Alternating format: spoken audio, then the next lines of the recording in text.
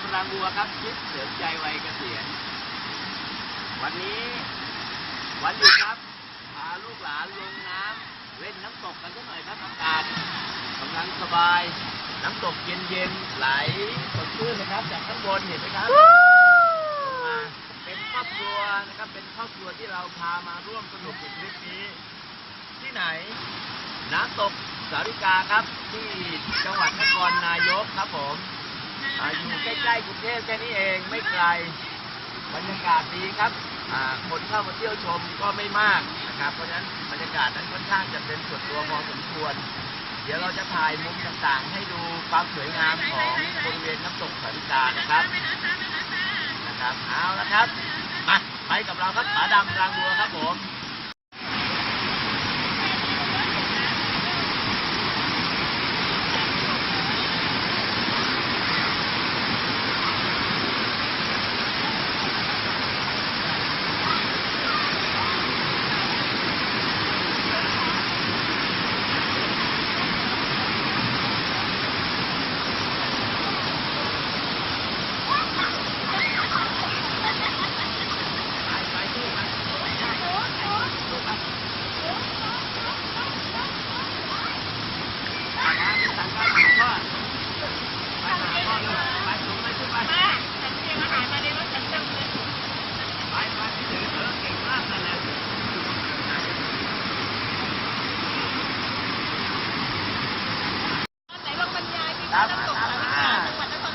ตอนนี้นะคะป๋าดำรางบัวกำลังพาหลานๆสนุกกับ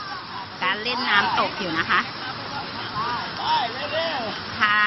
หลานคนเล็กกำลังหัดว่ายน้ำเล่นกันสนุกสนานมากๆค่ะธรรมชาติสวยมากๆน้ำใสน้ำเย็นมากๆนะคะ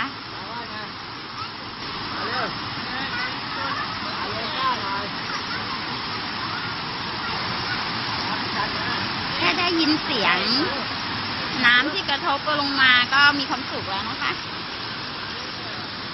เดี๋ยวดูบรรยากาศกันค่ะไปนะทีนี้พร้อมกันไป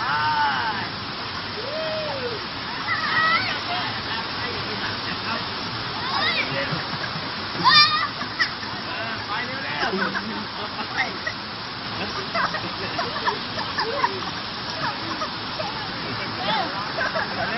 ทำไว้ทำไมครับผมอย่าลืมนะครับถ้ามีโอกาสมา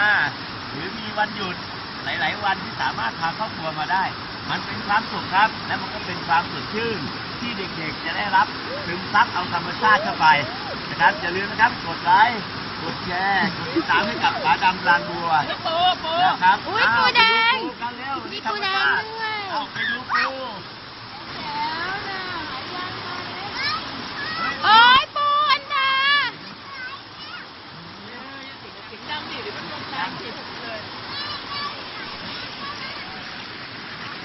อุ้ยไปแล้วครับเราเห็นธรรมชาตินะครับ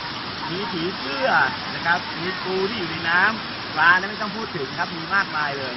ยังไงก็แล้วแต่อย่าลืมนะครับถ้ามีโอกาสหรือสามารถมาได้กรุงเทพนี่เดียวเท่านั้นเองครับที่น้ำตกสาริกานครนายกครับแล้วพบกันใหม่ในคลิปหน้ากับป๋าดำรางบัวพาเที่ยวคลิปนี้สวัสดีครับ